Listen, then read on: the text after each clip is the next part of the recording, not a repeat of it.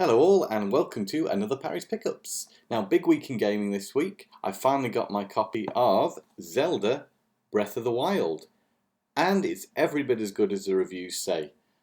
I personally love the open world approach. I really enjoy that there's no real tutorials in this game. Well, there are tutorials in this game, but the way they're implemented is really well done. Basically, as soon as you start the game, you're out there. You can go where you want to go, do what you want to do. No one's telling you, walk over there, do this, do that. And that is a breath of fresh air. But the scale of the game, the beauty of the game, this is a very bold move from Nintendo to make a game like this. But it's epic in its proportions.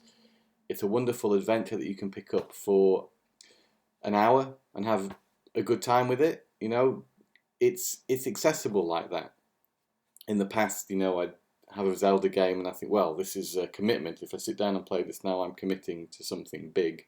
And as big as this game is, you can play it in short bursts. I think you probably, if you're into video games at all, heard enough about Zelda Breath of the Wild and how great this game really is.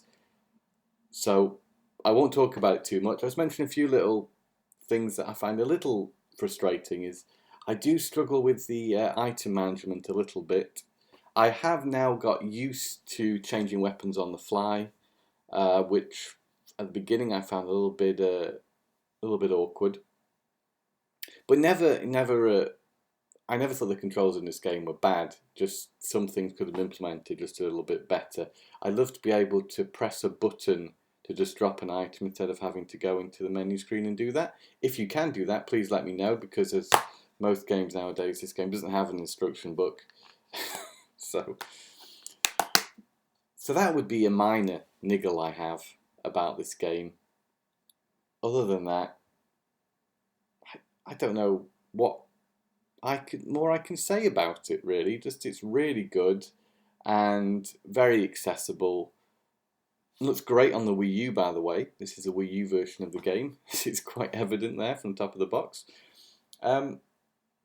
People have talked a little bit about frame rates dropping. I hear a lot of this nowadays in video games. People have become very hypercritical of games not running perfectly. It's only a problem for me when it affects the gameplay. There's nothing that affects the gameplay in here. You won't care about that because this game is just so damn beautiful and fun. What else? Pop-up. People talk about pop-up. Not really intrusive, if there is any. I may have just seen something, but it doesn't bother me again. I don't know why people get so concerned about these things. I was having a conversation with a friend the other day, and we were talking about how maybe people playing games nowadays complain about these things because they didn't know how games used to be. And when we were moving into the 3D age, there were all sorts of graphical issues, but we lived with them, and as long as they didn't affect the gameplay, then there wasn't really an issue there. So any sort of issues related to the hardware this is running on, I think they've managed to pull a huge, amazing, beautiful game out of a hardware that people thought was underpowered. This game just goes to show that an amazingly powerful console doesn't necessarily make a great game. A great game makes a great game, and on a perfectly capable piece of hardware like the Wii U, Nintendo have managed to create a beautiful world to explore, and this will bring you hours of joy. So if you're on the fence about Zelda Breath of the Wild, then I couldn't recommend it more. Moving along to the other big release I picked up recently, that's Nier Automata. Now this is made by Platinum Games, famous for Bayonetta, probably most famous for Bayonetta I'd say, because what Platinum Games managed to do so well is implement combat into games in such a smooth way, incredibly enjoyable and satisfying combat. You feel light as air as the main character in Nier. I forget her name. B2? 2B? 2B. Not HB like a pencil, but you play this main character here. She's got a massive sword. She's got this really cool little flying robot that follows her around. You can use that robot to attack enemies. The controls are very intuitive, very well done. The little robot fire a little machine gun. If you hold down R1, you attack with your normal regular and strong attacks. I think on square and triangle, respectively. There's a dash mechanic on R2. Yeah, I'd just say the combat works a dream. Game looks nice enough, you know. I wouldn't say it's jaw dropping at the moment. It does some pretty impressive things at times with the scale of the bosses, but I'd say it's not the greatest looking thing you've ever played. But it's certainly good there. At the minute, it's quite linear. I've only played 40 minutes, so I cannot give a proper review of this game right now, but first impressions are good. I think going from playing Zelda to playing this, where at least at this beginning section I'm on a very linear path, it feels restrictive when I can't jump over a wall to get somewhere. The game seamlessly changes between behind the camera to side view to aerial views at times when the enemies attack you, and it turns into like a bullet hell kind of shooter thing where you have to dodge projectiles. It's incredibly satisfying. It's an RPG, so I'm told. So far it feels very much like an action game, and that's fine with me. If it manages to mix in those RPG elements effectively, then that is wonderful, and I'm not against that at all. An RPG with this kind of fantastic, seamless, smooth action, it's going to be right on my street, I think. So, looking forward to spending a bit more time with this game. It's going to be a struggle between this and Zelda at the moment because it doesn't autosave like Zelda does all the time. It actually warns me when you start the game, this game does not autosave, you'll be prompted at the point where you can save. I don't think my 40 minutes I played on this have been saved. I died at the second boss in this 40 minutes segment of the beginning of the game. And I was able then, while the game was still running, to continue from that point. But I think from that point, at least I was given the option to continue. I think I'm going to start again with this. So that makes it a little less accessible to pick up and play like Zelda. So it is a more traditional game in that respect, for as far as I can tell. But as a game, very good. Moving on to a game I was playing this morning and enjoying very much. Skidoo Challenge is what I was trying to say there. Now, Skidoo Challenge is a racing game. If you're a fan of extreme sports, this is great. You'll love it. If you like racing games, you'll love it. If you like snowboarding games, I think you'll also get something out of it because you're racing on the snow. And it controls a dream. It really does. It's a little rough around the edges in terms of presentation, perhaps, and it has long load times. But the core gameplay is really fun. It's not just racing, there's stunts in there as well. It says on the back there's hill climb as well. There's 20 sleds, 25 circuits. You can upgrade your sleds and get new outfits for your rider as well. But what makes this so good is how tight the controls are, how pumped you feel playing it, because the soundtrack is really good. Although, as far as I can tell, there's only like 4 songs on it. But it's emotive kind of rock music that really suits this type of game. And I think any game like this, which is extreme sports, really lives or dies by its soundtrack. I think the soundtrack for these type of games is incredibly important. If you get that right mood in the game, then it elevates a game like this. It really does. But yeah, because the gameplay's so good as well, it creates a nice little package. What more to say about it? I did find when I was racing, even though the game was telling me to do stunts to build up a boost meter, I could win the races, at least at the beginning, without doing stunts. In fact, stunts sort of felt a bit detrimental to my progress because, you know, you don't always pull off the stunts successfully. Of course, maybe when you get better at the game you do.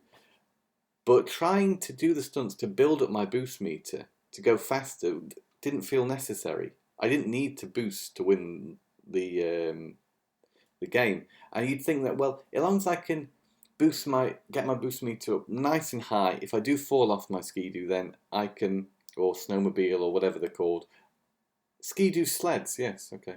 It's not something I'm so familiar with, but yeah, if you fall off and but then, oh, I've already built up the boost meter, that's fine, now I can get back. You can't, because once you fall off, your boost meter seems to reset. It's always counting down, so if you don't use it within a certain time, then you lose it completely. But at the minute, it doesn't seem necessary anyway. So that mechanic seems a little flawed, in as far as I can tell right now. Don't know, in maybe the more difficult tracks you will have to rely more on the boost, but that would mean you have to rely more on doing stunts. So maybe that's the challenge. Great fun, very affordable.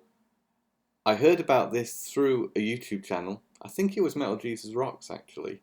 So that was a great recommendation. If it wasn't through that channel, then I apologise. But whoever recommended this game, yeah, it is the epitome of something you could call a hidden gem. Skidoo challenge, you may see this, pass it up, but if you like racing games, extreme sports, then do yourself a favour and pick up Skidoo Snowmobile Challenge. This was only 49 kroner here in Denmark, GameStop, very cheap. I'm sure it's cheap everywhere else if you can find it. Don't know if it was released on any other formats. As far as I know, it's PS3 only. So I popped into Epic Panda in Aarhus here in Denmark the other day. Aarhus, lovely big city. They have a great shop. As I've mentioned, Epic Panda, and they sell retro games. They don't sell modern games, I don't think, at all, which is kind of strange. But that's fair enough. They do great little events there. They would play Mario Kart. They were having a Mario Kart tournament when I was there yesterday. But I was going there because last time I was there I picked up some great N64 games. And they had a few other ones that I was interested in, specifically Top Gear Hyperbike, which, is not a game you see that often, and I think it was quite affordably priced, but my memory, I'm not sure if it was or not. But anyway, I think I was going to pick up that game if they had it. Fortunately, they didn't, and they didn't actually have any N64 games that I was interested in, which is one of my primary reason for going. So I was a little bit disappointed. I did see a game called Sledstorm on PS1, which is similar snowmobile type racing game from EA for the PS1, and I can't remember if that was expensive or not, but I always pass that game up, despite I seem to remember it's actually been recommended by someone, again, on YouTube, I think, and seeing that I like Skidoo Challenge so much, I might have to pick that up. Maybe it pales in comparison, so maybe it was a wise choice to leave it there. There are a couple of games I didn't leave there, though. I wanted to get something, and I remember, I don't know how I stumbled upon this, but seeing some video footage of a Super Nintendo game called Kid Clown in Crazy Chase, which looked bright, colourful, fun. Looked to me like a sort of isometric platform game from what I remember.